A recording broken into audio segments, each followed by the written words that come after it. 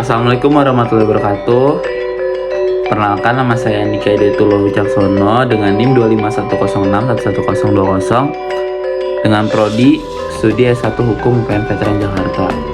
Di sini saya akan menjelaskan suku adat Jawa, yaitu suku terbesar yang ada di Indonesia yang mayoritas mendiami wilayah Jawa Tengah di daerah istimewa Yogyakarta. Suku Jawa memiliki kebudayaan yang kaya seperti bahasa Jawa, adat istiadat, kesenian, serta sistem hukum adat yang masih hidup dalam masyarakat termasuk dalam bidang pewarisan. Saya akan menjelaskan tentang pengertian hukum waris adat Jawa. Hukum waris adat Jawa adalah seperangkat aturan adat yang mengatur proses penerusan dan pengalihan harta kekayaan dari generasi yang lebih tua kepada generasi berikutnya.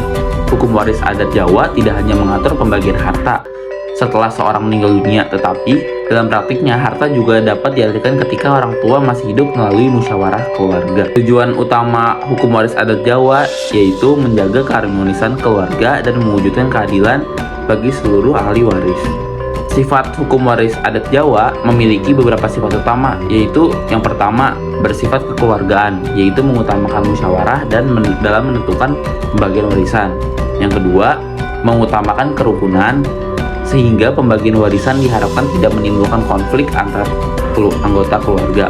Yang ketiga, bersifat fleksibel karena dapat disesuaikan dengan kondisi dan kesepakatan keluarga. Yang keempat, menjunjung asas keadilan dan keseimbangan sehingga setiap ahli waris memperoleh hak yang dianggap layak sesuai keadaan keluarga. Sistem kewarisan hukum adat Jawa menganut sistem kekerabatan bilateral atau parental, yaitu garis keturunan ditarik dari pihak ayah maupun ibu. Oleh karena itu, anak laki-laki dan anak perempuan pada dasarnya memiliki kedudukan yang sama sebagai ahli waris.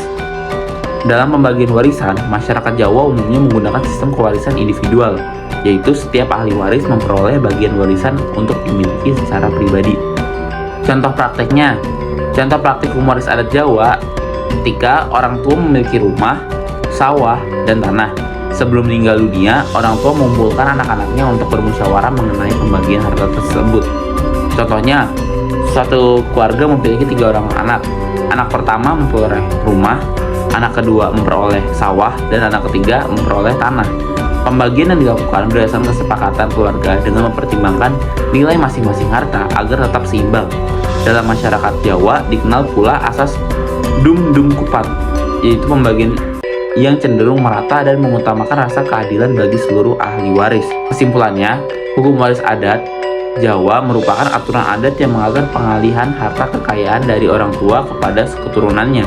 Sistem kewarisan yang digunakan adalah bilateral atau parental, sehingga anak laki-laki dan perempuan memiliki kedudukan yang sama sebagai ahli waris.